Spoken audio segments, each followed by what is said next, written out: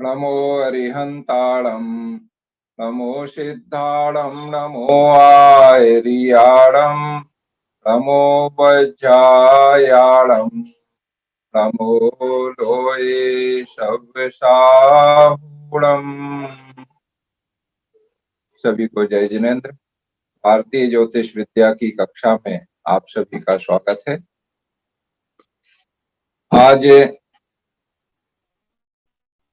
पंकज जी के विशेष अनुरोध पर हम नियमित विषय से हट करके विशेष प्रकरण आज ले रहे हैं और वह है विवाह मुहूर्त का विचार। विवाह का समय अभी दीपावली बाद प्रारंभ हो जाएंगे और उसमें ज्योतिषी के पास प्राय लोग आते हैं अपने बेटा बेटी के विवाह संबंध के बारे में दो बातों को लेकर के आते हैं। पहली बात तो संबंध मिलाने के लिए कि हमारे बेटे का इस बेटी के साथ संबंध कैसा रहेगा, तो वो मिलान कार्य कराना चाहते हैं। और दूसरा कि अगर मिलान कार्य ठीक हो रहा है और सब कुछ ठीक है, पक्का करना है, तो फिर हम किस तारीख को विवाह करें, वो मुहूर्त निकलवाने के लिए ज्योतिषी के पास आते हैं। तो आज हम विचार कर रहे हैं कि विवाह हम कैसे निकालें। विवाह का मुहूर्त निकालने के लिए हमें आवश्यकता होती है, सबसे पहले देखें हमें क्या क्या सामग्री की आवश्यकता है। जो भी जातक हमारे पास आए हैं या जो भी व्यक्ति लड़की के या लड़के के माता पिता या परिजन आए हैं, तो उनसे हमें आवश्यकता होती है वर की जन्म पत्रिका और कन्या की जन्म पत्रिका, इन दोनों की हमें आवश्यकता होती है। अगर उनके पास जन्म पत्रिका, जिसे हम कुंडली भी कहते हैं, वो बनी हुई नहीं है, तो ऐसी स्थिति में हम वर का और कन्या का दोनों का जन्म का स्थान, जन्म का समय और जन्म की तारीख, ये तीन चीजें प्राप्त कर लें तो इससे हमारा काम चल जाएगा। तो अगर जन्म पत्रिका है वर की और कन्या की, तो उससे हम आगे कार्य अपना करेंगे। और अगर जन्म पत्रिका उपलब्ध नहीं है, तो ऐसी स्थिति में हम जन्म की जो तारीख है, स्थान और समय उनके द्वारा वर और कन्या के बताए गए हैं, उससे अपना गणित करके और दोनों की जन्म पत्रिका हम तैयार कर लेंगे। जन्म पत्रिका कैसे तैयार करते हैं ये आपने पहले सीख लिया है, तो हम इससे अब आगे बढ़ रहे हैं। अब आपके पास दोनों की जन्म पत्रिका उपलब्ध है। जन्म पत्रिका के बाद अब दूसरी आवश्यकता आपको होगी, पंचांग से आपको विवाह के सामान्य जो मुहूर्त हैं, शुद्ध मुहूर्त हैं, वो देखना होंगे। प्राय सभी पंचांगों में विवाह के मुहूर्त दिए रहते हैं। अभी हमारे पास ये भादवा माता पंचांग है, आप लोगों में से भी कई लोगों के पास होगा। और इसी के साथ में एक दूसरा पंचांग भी हमारे पास है, ये है महावीर पंचांगम।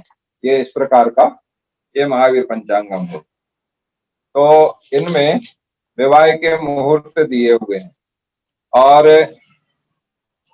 विवाह के मुहूर्त भी दो प्रकार के दिए हैं। जैसे भादवा माता पंचांगम की हम बात करें, इसमें शुद्ध विवाह मुहूर्त दिए हैं, सार्वदेशीय शुभ विवाह मुहूर्त के नाम से, संवत 2077 के 2078 के। इन्होंने अच्छा काफी मेहनत करके, ये पंडित भागीरथ जोशी जी नीमच से निकालते हैं इसे, और काफी परिश्रम इनके द्वारा इसमें किया गया है और दोनों प्रकार के विवाह मुहूर्त इन्होंने इसमें दिए हैं। जैसे ये 2077 का पंचांग हम देख रहे हैं, तो इसमें 2077 के संवत के भी सार्वदेशीय शुभ विवाह मुहूर्त दिए हैं, फिर नक्षत्र चतुष्टयी विवाह मुहूर्त दिए हैं कात्यायन के अनुसार, और विशेष संभागीय विवाह मुहूर्त दिए। और इसी के साथ 2078 के भी, माने जो अभी वर्तमान में 2077 के बाद 78 आएगा, तो आगे तक का इन्होंने उसमें दे दिया है। और इसी के साथ एक और काम इन्होंने किया है, साक्षेप विवाह मुहूर्त के नाम से, जिनमें अशुद्ध जिसे हम कह सकते हैं, माने जो कमियां हैं उन कमियों के हिसाब से, जैसे साक्षेप विवाह मुहूर्त में वो कमियां भी इन्होंने लिखी हैं। मृत्यु पंचक है तो मृत्यु पंचक में विवाह नहीं करना चाहिए। इसके अलावा भद्रा है या क्षीण चंद्र है, इस प्रकार के जो दोष होते हैं, पाप ग्रह शनि का वेद है, लग्न का अभाव है, भद्रा है, मृत्यु पंचक है, इस प्रकार के दोष हैं। इन दोषों में भी कभी कभी अनिवार्य रहता है, तो दोष होने के बाद भी कुछ शुद्धि करके विधान करके लोग आवश्यक में विवाह आदि क्रिया कार्य करते हैं। तो वो भी इन्होंने इसमें अशुद्ध जो है वे मुहूर्त भी दे दिए हैं। तो हमें प्रयास ये करना चाहिए कि शुद्ध जो मुहूर्त हैं उन्हीं में हम सबसे पहले संबंध करने के लिए, विवाह करने के लिए संबंधित को बताएं। तो पंचांग से हमने विवाह मुहूर्त देख लिया, उसमें दिया रहता है कि इस माह में इस तिथि को, इस बार को विवाह करें। और ये जो मुहूर्त निकाले गए हैं ये कैसे निकाले जाते हैं, ये बात भी सामान्य रूप से हम समझ लें। वैसे तो निकाल करके दे दिए हैं, जो ज्योतिषी पंचांग तैयार करते हैं वो सारी चीजों को देख करके और शुद्ध और अशुद्ध, अशुद्ध में क्या कमी है वो मिला करके ये दोनों मुहूर्त दे दिए। सामान्य अगर हम बात करें तो विवाह के करने के जो नक्षत्र हैं वो निश्चित हैं। जैसे मूल नक्षत्र में अनुराधा, मृगशिर, रेवती, हस्त, उत्तराषाढ़ा, उत्तरा फाल्गुनी, स्वाति, उत्तरा भाद्रपद, मघा, रोहिणी, इन नक्षत्रों में विवाह किए जाते हैं। ये 11 नक्षत्र विवाह के लिए योग्य माने गए हैं। इसी प्रकार माह की अगर हम बात करें तो ज्येष्ठ, माघ, फाल्गुन, वैशाख, आषाढ़ और मार्गशीर्ष, जिसे हम अगहन कहते हैं, इन माहों में विवाह किए जाते हैं। और लग्न की हम बात करें तो विवाह के लग्न शोधन का कार्य हमें करना रहता है। तो लग्न विवाह के लिए जो अच्छे माने गए हैं उनमें वृष, मिथुन, कन्या, तुला, धनु, ये इन लग्नों में विवाह करना शुभ माना गया है। और अन्य जो 7 लग्न और हैं, 12 में से 5 शुभ हैं और 7 हैं, उनको मध्यम माना गया है। तो हमें प्रायः शुभ लग्न में ही करना चाहिए। एक चीज और, आप ज्योतिष के बारे में इतने दिनों से अध्ययन कर रहे हैं, तो जहाँ विवाह मुहूर्त दिए रहते हैं वहां ये देखा होगा कि रेखा लिखा रहता है। जैसे विवाह का मुहूर्त दिया कि इस माह की इस तिथि को, इस बार को, और रेखा 7 इस तरह का दिया रहता है, रेखा 5 या रेखा 8 इस तरह का आपने लिखा देखा होगा, रेखा 6। तो ये रेखा कैसे बनती हैं ये चीज आपको अभी समझना है। अपनी जानकारी के लिए समझ लें, अधिकतम 10 रेखाएं शुभ अगर होती हैं, जितनी शुभ रेखाएं हैं वो उसमें लिखी रहती हैं। तो जैसे रेखा 8, इसका मतलब 8 रेखाएं शुभ हैं। और ये रेखाएं कैसे निकालते हैं उसका भी तरीका है। पंचशला का चक्र बनाते हैं, और उसकी विधि बनाने की है, उसका अभी ज्यादा विस्तार में हम नहीं जा रहे हैं, क्योंकि ये सब बना हुआ दिया रहता है पंचांग में, तो आपको अलग से करना नहीं है। हम केवल आपकी जानकारी के लिए बता रहे हैं कि ये रेखाएं कैसे निकाली जाती हैं।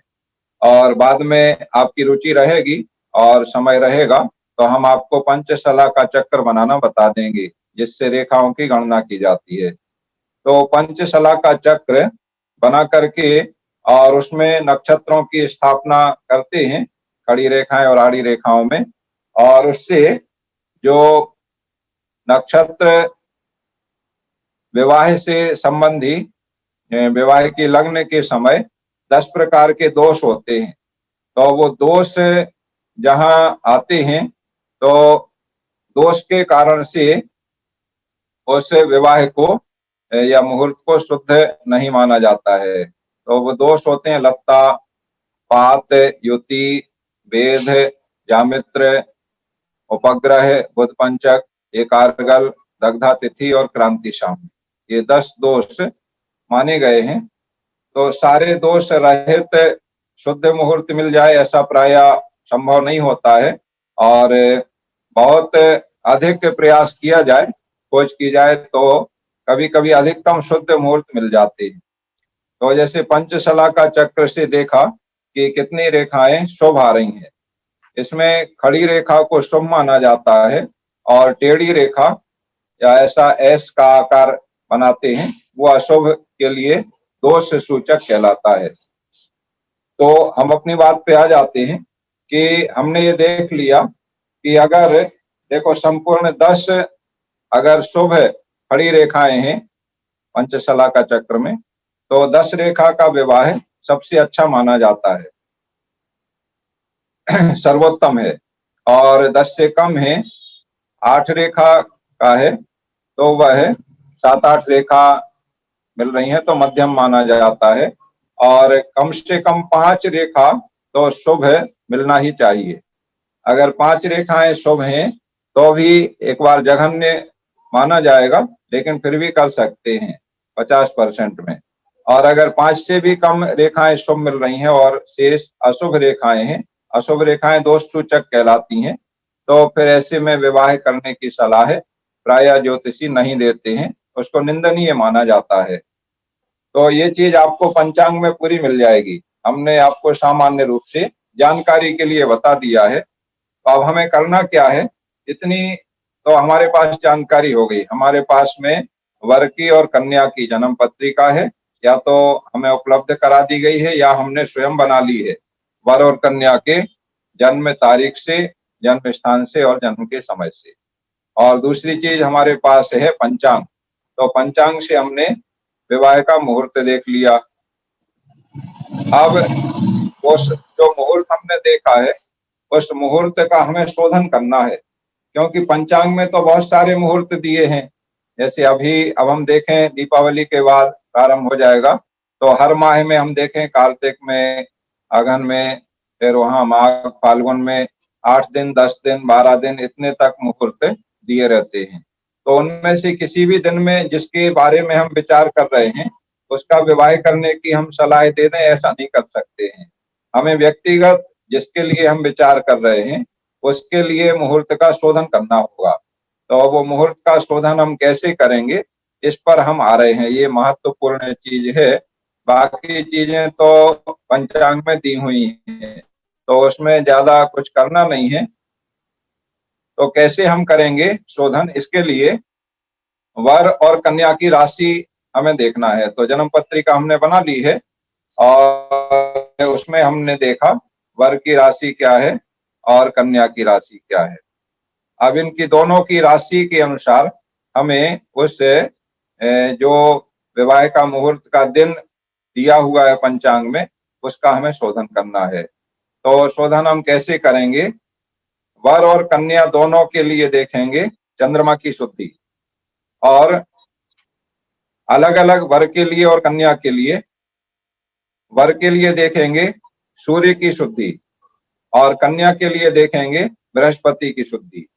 इतना कार्य हमें अब करना है, और ये करने का तरीका ये है कि हम पहले वर और कन्या दोनों के लिए चंद्रमा देखें। तो कैसे देखेंगे, वर की राशि से हम देखें कि चंद्रमा कितने राशि आगे है। जो वर की राशि से हमने देखा, तो वर की राशि मान लो हम जो जिस वर के लिए विचार कर रहे हैं, जिस लड़के के लिए विचार कर रहे हैं, वर और कन्या का संबंध मुहूर्त देख रहे हैं विवाह करने का, तो उस वर की राशि है मेष राशि।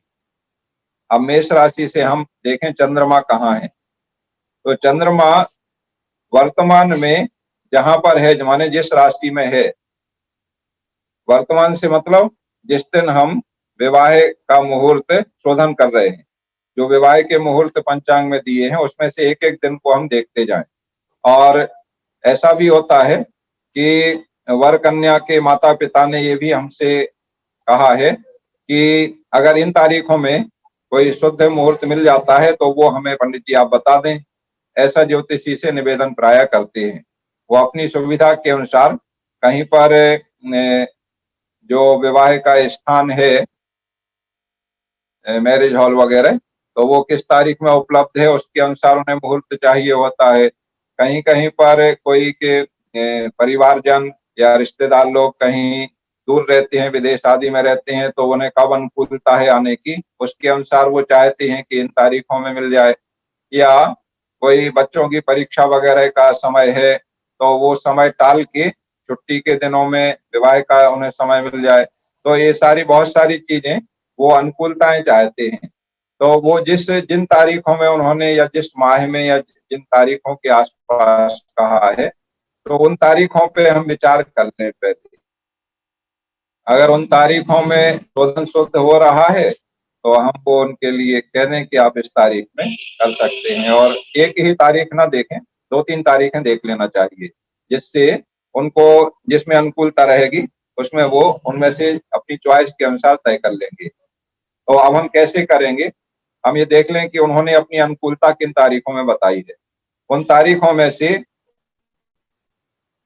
जितनी अवधि उन्होंने बताई है उनमें से अब हम देखें पंचांग में कि इन तारीखों में विवाह का मुहूर्त है या नहीं। अगर है तो फिर उसका हम शोधन करें। तो शोधन कैसे करेंगे, वर की राशि हमने देखी, वर की राशि से उस विवाह मुहूर्त की तारीख को चंद्रमा किस राशि में है उस राशि तक हमने गिना, और गिनने में कितने राशि आगे आ रहा है। और ज्योतिष में राशि से राशि तक गिनना ये हमने आपको पूर्व में बताया गया है कि अपनी राशि से शुरू करते हैं। तो मेष से ही हम शुरू करेंगे। अगर मान लो कन्या में है चंद्रमा, उस विवाह मुहूर्त जिसका हम जिस दिन का शोधन कर रहे हैं कि ये शुद्ध है या नहीं इस जातक के लिए, लड़के के लिए, ठीक है। तो कन्या तक हम गिने, मेष से अब गिनो कितना आया संकल्प जी? 6 आया। तो ऐसे ही वर का हमने गिन लिया, ऐसे ही चंद्रमा का गिनेंगे, तो सॉरी कन्या का गिनेंगे। तो कन्या के लिए भी चंद्रमा ऐसे ही गिने। कन्या की राशि देखो कौन सी राशि है, मान लो कन्या की राशि उसमें दी है, सिंह राशि दी है, सिंह राशि मान लिया हमने। तो सिंह राशि से, और चंद्रमा तो वही 6 में है उस विवाह मुहूर्त के दिन, तो कितना हो गया, सिंह से हमने गिना कन्या 2 हुआ, दूसरे स्थान 2 हो गया, ठीक है। तो वर की राशि से चंद्रमा है 6वां और कन्या की राशि से चंद्रमा है दूसरा, ठीक है, ये हो गया।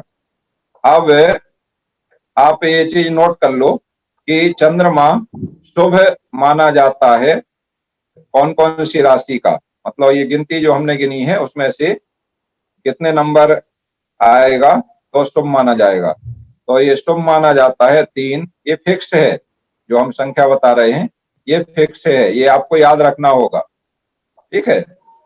वर की राशि से भी और कन्या की राशि से भी तीसरा चंद्रमा, 6वां चंद्रमा, 7वां चंद्रमा, 10वां चंद्रमा और 11वां चंद्रमा।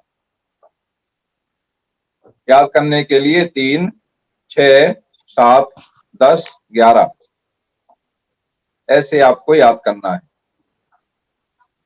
3, 6, 7, 10, 11 और निकालने का तरीका हमने आपको बता दिया। तो इनमें अगर है चंद्रमा तो शुभ है। अब हमने जिसका निकाला उसमें देखो, आप देखो वर के लिए 6वां चंद्रमा शुभ है। कन्या के लिए आ रहा है दूसरा, तो कन्या के लिए शुभ नहीं है। वर के लिए शुभ आ रहा है, कन्या के लिए शुभ नहीं आ रहा है। तो शुभ नहीं आ रहा है तो दूसरी स्थिति होती है मध्यम चंद्रमा, और मध्यम चंद्रमा होता है पहला, दूसरा, पांचवा और नौवा। पहला, दूसरा, पांचवा और नौवा, ये मध्यम होता है चंद्रमा। तो कन्या के लिए आ रहा है दूसरा, माने वर के लिए शुभ है, उत्तम है, और कन्या के लिए मध्यम है। ये एक जगह कागज में आपने लिख लिया, ठीक है। क्योंकि अगर मिलान इसे जो मुहूर्त जिस तारीख पे हम विचार कर रहे हैं, अगर इसमें नहीं निकल रहा है तो फिर हमें दूसरी तारीख पे विचार करना रहेगा। इसलिए एक पेपर पे लिखते जाते हैं जिससे याद रहे। तो हमने लिख लिया वर के लिए चंद्रमा छठवां शुभ है, और कन्या के लिए दूसरा चंद्रमा दूसरा है, ये मध्यम है, ठीक है। 12 राशियों में से 5 राशियों में शुभ है, 4 राशियों में मध्यम है, और 3 राशियों में जो शेष 3 बची उनमें अशुभ है। और शेष 3 कौन सी बची? 4, 8, 12। 4, 8, 12 में चंद्रमा अशुभ है। अगर चौथी राशि आती है वर की राशि से चंद्रमा की राशि, या कन्या की राशि से चंद्रमा की राशि, चौथी आए, 8वीं आए, 12वीं आए, तो अशुभ माना जाएगा, ठीक है। तो अशुभ में तो वही मुहूर्त में जो जिस पे हम विचार कर रहे हैं उसमें संबंध करने की सलाह नहीं दी जाती है, शुभ में सलाह दी जाती है, और आवश्यक है तो मध्यम में भी कर सकते हैं। इस तरह से हमने चंद्रमा का शोधन कर लिया, वर के लिए भी और कन्या के लिए, दोनों के लिए। अब वर के लिए सूर्य के अनुसार हमें शोधन करना है। सूर्य अगर शुभ है तो अच्छा है, कर सकते हैं, और सूर्य अगर मध्यम है तो मध्यम सूर्य में लाल दान का नियम है। ऐसा आपने प्रायः सुना होगा पुराने लोगों से बोलचाल में, बातचीत व्यवहार में, कि उसमें तो लाल दान लग रहा है। तो लाल दान का मतलब क्या होता है कि चंद्रमा लाल दान वर के लिए लगता है। सूर्य की शुद्धि वर के लिए देखी जाती है, और सूर्य के लिए लाल दान होता है। इसलिए सूर्य वर के लिए, चूंकि सूर्य की शुद्धि देखते हैं, इसलिए वर के लिए लाल दान लगता है। तो फिर उस लाल दान का उपाय करना रहता है। तो अगर सूर्य शुद्ध है, शुभ है, तो उसमें संबंध करेंगे, और अगर मध्यम है तो लाल दान लग रहा है। अब ये कौन कौन सी राशि में, ये गणना उसी तरह से करना है। वहां चंद्रमा के लिए किया था, यहाँ सूर्य के लिए करना है, ठीक है। तो वर की राशि से, अब वर की राशि क्या है, अभी हमने बताया था आपको, ये उदाहरण के रूप में हम ले रहे हैं। तो वर की राशि है मेष राशि, मेष लिया था ना। तो मेष राशि से हमने जिस मुहूर्त के लिए हम शोधन कर रहे हैं, उस मुहूर्त के दिन सूर्य किस राशि में है ये देखेंगे। पंचांग में ये मिल जाएगा कि इस तारीख को सूर्य इस राशि में है, ठीक है, सारे ग्रह मिल जाएंगे। तो वहां से हम गिनेंगे। अब वो गिनती करने में जैसे चंद्रमा गिना, वैसे ही वर की राशि से सूर्य गिनेंगे। तो अगर तीसरा, छठवां, 10वां और 11वां सूर्य आ रहा है तो वह सूर्य शुभ है। उसमें उस मुहूर्त में विवाह हमें करना चाहिए, करने की सलाह हम दे सकते हैं। 3, 6, 10 और 11, और ये 4 राशियों में तो शुभ हो गया। 5 राशियों में मध्यम होता है। कौन कौन सी 5 राशियों में? पहली राशि, दूसरी, 5वीं, 7वीं और 9वीं। 1, 2, 5, 7, 9। देखो 1, 2, 5, 9 ये मध्यम चंद्रमा में भी था और इसमें भी है, इसमें 7 और बढ़ गया, ठीक है। याद करने के हिसाब से आप इस तरह से देख सकते हैं, 7 इसमें बढ़ गया, और वहां चंद्रमा में 7 शुभ था जो यहाँ मध्यम में आ गया है, और बाकी वही है 3, 6, 10, 11 जो चंद्रमा में शुभ थे वही इसमें है। चंद्रमा में 7वीं राशि में भी शुभ था, और यहाँ वो 7वीं राशि मध्यम में चली गई, बस, और कोई अंतर नहीं है। तो याद रखने के लिए बहुत आसान है, एक याद कर लिया तो दोनों याद हो गए। ठीक है, तो ये मध्यम में गया तो लाल दान लग गया, और बाकी राशि बची वही तीनों, 4, 8 और 12। इनमें सूर्य चौथा है, 8वां है या 12वां है, तो अशुभ है माना जाता है, और अशुभ सूर्य में विवाह करने की सलाह नहीं दी जाती है। इस तरह से ये वर्ग के लिए हो गया। अब स्वतंत्र रूप से कन्या के लिए देखना है, बृहस्पति गुरु की स्थिति कैसी है। तो जिस तरह से हमने वर्ग के लिए सूर्य की राशि, वर्ग की राशि से सूर्य की राशि तक गिना, इसी तरह से अब कन्या के लिए हम कन्या की राशि से बृहस्पति की राशि तक गिनेंगे।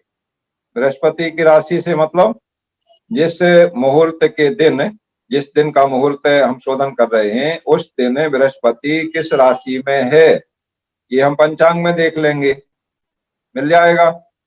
अब कन्या की राशि से हम बृहस्पति की राशि तक गिनती करेंगे, उसी तरह जैसे चंद्र गिना था, यहाँ वर्ग के लिए सूर्य गिना है, ऐसे गिनेंगे। और अगर वो गिनती में ये राशियां आती हैं तो शुभ है। कौन सी राशियां? दूसरी, 5वीं, 7वीं, 9वीं और 11वीं। 2, 5, 7, 9, 11। देखो, याद करने के लिए 5, 7, 9, 11 ये विषम है, शुरू में 2 और लगाना है, बाकी 5, 7, 9, 11 ये क्रम से विषम अंक है। तो इस तरीके से याद हो जाएंगे। तो बृहस्पति कन्या की राशि से बृहस्पति दूसरा है, 5वां है, 7वां है, 9वां है, 11वां है। अगर इन राशियों का है तो वह शुभ है और इस मुहूर्त में विवाह कर सकते हैं। तो ये तीनों चीजें हमें देखना है। वर्ग के लिए स्वतंत्र रूप से सूर्य देखना है, कन्या के लिए स्वतंत्र रूप से बृहस्पति देखना है, और वर्ग के लिए चंद्रमा देखना है और कन्या के लिए चंद्रमा, माने चंद्रमा दोनों के लिए देखना है। इस तरह से हम कह सकते हैं कि वर्ग के लिए सूर्य और चंद्रमा देखना है और कन्या के लिए बृहस्पति और चंद्रमा देखना है, इस तरह भी हम कह सकते हैं। तो बृहस्पति शुभ होता है 2, 5, 7, 9 और 11वां, और मध्यम होता है 1, 3, 6 और 10। इन राशियों में है बृहस्पति तो मध्यम होता है, और शेष वही 3 राशियां बची जिनमें अशुभ होता है 4, 8, 12। माने ये सभी ग्रह 4, 8 और 12 में अशुभ होते हैं, वर्ग के लिए भी और कन्या के लिए भी। तो अगर चौथे, 8वें या 12वें में आ रहा है तो फिर उसे हम सलाह देंगे कि इस मुहूर्त में या इस तारीख में विवाह करना ठीक नहीं है। अब बृहस्पति कन्या के लिए अगर मध्यम आ रहा है, 1, 3, 6, 10 में आ रहा है, तो बृहस्पति के लिए होता है पीला दान। तो इसमें पीला दान के लिए सलाह हम करेंगे, और पीला दान कन्या के लिए बृहस्पति का, लाल दान वर्ग के लिए सूर्य का, और इसी के साथ में लाल दान पीला दान अगर है तो उसी के साथ में मंत्र जाप्य का भी विधान है। तो संबंधित सूर्य का या बृहस्पति का मंत्र जाप्य उनसे करा के और उस वार में योग्य व्यक्ति के लिए वो दान हम कराते हैं, तो उससे उस ग्रह से संबंधी जो दोष है वो दोष दूर हो जाता है। इस तरह से अगर एक दिन नहीं निकल रहा है तो हम उसके आगे के दूसरे दिन देखें, उस दिन में भी नहीं मिल रहा है तो उसके और आगे के जो मुहूर्त दिए हैं पंचांग में उनके हिसाब से हम देखते जाएं, और शुद्ध जिस दिन निकल आएगा तो वो हम उनके लिए बता दें। 12 में बृहस्पति लगे हैं ऐसा प्राय आपने सुना होगा। तो 12 में बृहस्पति का मतलब वही चौथे, 8वें, 12वें जो बताया आपको कन्या के लिए। तो 12 में बृहस्पति मतलब कन्या की राशि से बृहस्पति 12 में हो जाए। तो कब होंगे? कन्या की राशि से बृहस्पति 12 में, मतलब जो कन्या की राशि है उसके पीछे जो राशि है, जैसे कन्या की राशि यहाँ सूर्य है और बृहस्पति आ जाए कर्क में, तो वो 12 में बृहस्पति कहलाएंगे।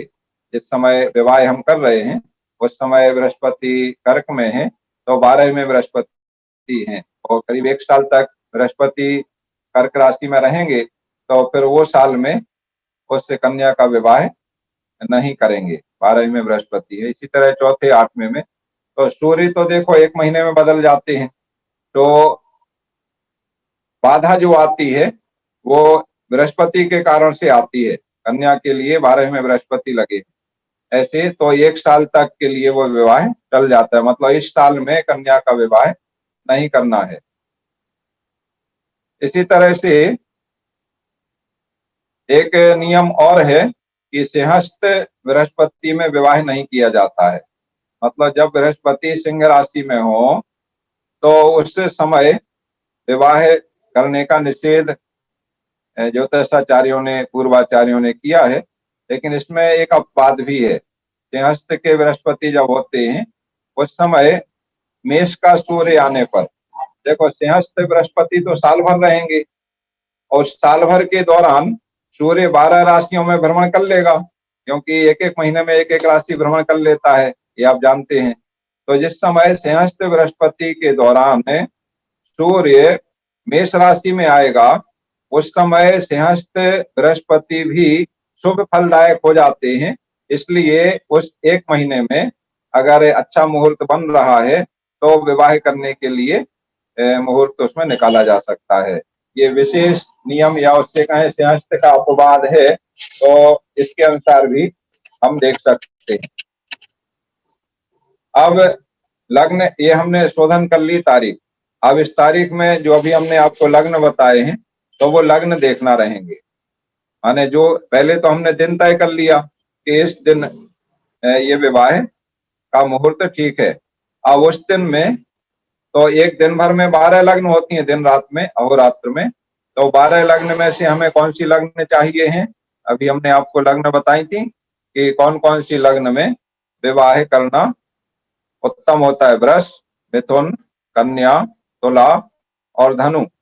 तो इन लग्नों में हमें विवाह करना है। तो लग्न के लिए भी पंचांग में तो प्राय दी रहती हैं लग्न, कि हर दिन की लग्न दी हैं, इतने हर उस दिन इतने बजे से इतने बजे तक ये लग्न, इससे इतने तक, ऐसे लग्न दी रहती हैं। 2-2 घंटे की मोटे तौर पे होती हैं, और 2 से कुछ कम कुछ अधिक ऐसे भी अलग अलग तिथियों में होती हैं।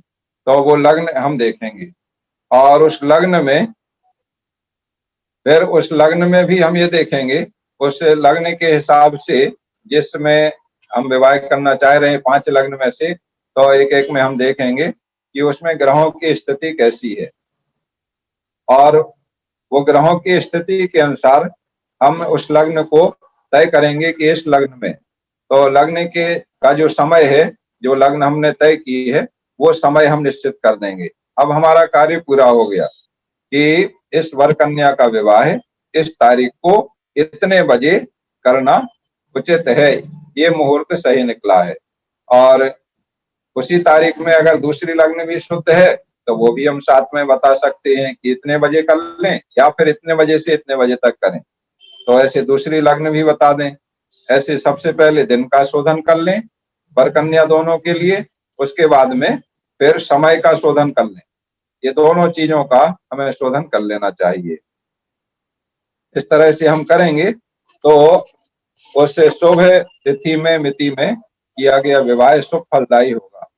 एक और महत्वपूर्ण बात इसमें है, समय तो पूरा हो रहा है, हम जल्दी से आपको बता दे रहे हैं कि कुछ लग्न जो हैं वो अशुभ होते हैं, तो इन अशुभ लग्नों को हमें टालना चाहिए। खासतौर से 3 प्रकार के दोष इन लग्नों में बताए गए हैं। अंधे लग्न होते हैं, बधिर होते हैं और पंगु होते हैं। तो दिन में तुला और वृश्चिक और रात में तुला और मकर, ये बधिर होते हैं और इससे ये दरिद्रता को लाते हैं।